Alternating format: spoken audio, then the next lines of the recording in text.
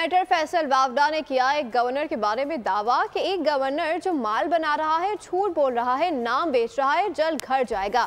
इस दावे का जवाब दिया गवर्नर सिंध कामरान टिसोरी ने कि फैसल वावड़ा अच्छे एंटरटेनर हैं, कौन सा गवर्नर जा रहा है उसको ढूंढ कर मिल लेंगे। जो माल बना रहा है, झूठ बेच रहा है, वो गवर्नर जाने वाला है, उसे मिलेगा। सेनेटर फैसल वाडा का बयान चुपता हुआ सवाल बनकर गवर्नर टिसोरी के सामने आ गया। वो मुस्तैल न हुए, उसे मिलेगा। मगर फैसल वाडा की बात जैसे खुद पर ले गए।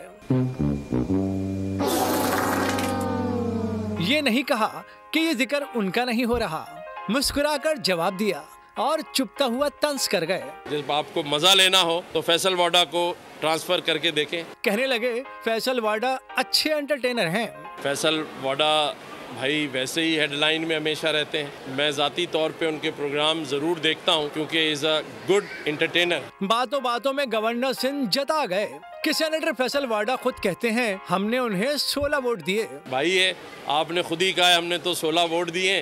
कामरान टिसोरी जाते जाते कह गए बात महीने 2 महीने की है तो खुद ही सामने आ जाएगा कि जा कौन रहा है।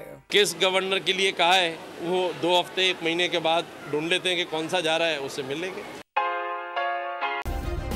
सब्सक्राइब करें और बेल दबाएं ताकि कोई खबर रह न जाए।